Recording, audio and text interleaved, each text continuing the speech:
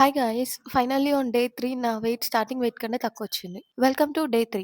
ఇవాళ Wednesday. Wednesday అంటే fasting day. So, as యూజువల్‌గా మార్నింగ్ మెంతి వాటర్‌తో స్టార్ట్ చేశా. బ్రేక్‌ఫాస్ట్‌కి ఒక గ్లాస్ వాటర్, ఒక గంట తర్వాత మళ్ళీ ఇంకో గ్లాస్ ఆఫ్ వాటర్, ఇలా వాటర్ తాగుతూనే ఉన్నా.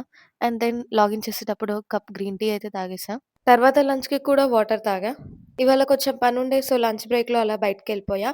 అసలే ఫాస్టింగ్ ఉన్నా అండ్ ఈ ఎండలో తిరుగుతున్నా. But okay. It's manageable only. Evening 5 కల్లా ఒక 100 గ్రామ్స్ వాటర్ మిలన్ అయితే తిన్నా. నెక్స్ట్ ఒక 150-200 ఎంఎల్ కోకోనట్ వాటర్ అయితే తాగా. ఇంకా నా లాస్ట్ మీల్ ఎండ్ చేసి ఇప్పటికి 23 అవర్స్ అవుతుంది.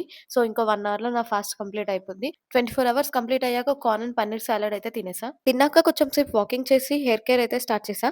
సో, హెయిర్ కేర్ రొటీన్‌లో వెడ్నెస్‌డే డర్మా రోలింగ్ చేయాలి. నా దగ్గర ఎప్పుడో కొన్న ఈ డర్మా రోలర్ అయితే ఉంది. సో, దాంతోనే చేసేసా. నన్ను చూసి మీలో ఎవరైనా డర్మా రోలింగ్ స్టార్ట్ చేద్దాం అనుకుంటే మాత్రం ప్లీజ్ కొంచెం దీని మీద గూగుల్ చేసి ఎలా యూజ్ చేయాలి? ఎంత సైజ్ నీడిల్ యూజ్ చేయాలి? అని తెలుసుకొని చేయండి. ఎందుకంటే డర్మా రోలింగ్ అనేది బేసికల్లీ డాక్టర్ సజెస్ట్ చేస్తారు. లేదంటే డాక్టర్సే చేస్తారు.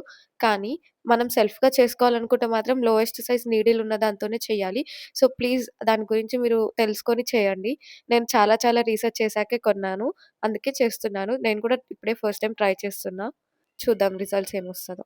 అండ్ వెయిట్ లాస్ అంత ఈజీ కాదు హెయిర్ రీగ్రో చేయడం. వెయిట్ లాస్ చేయడమే కష్టమంటే హెయిర్ రీగ్రో చేయడం ఇంకా కష్టం. ఎందుకంటే చాలా పేషెన్స్‌తోనుండాలి.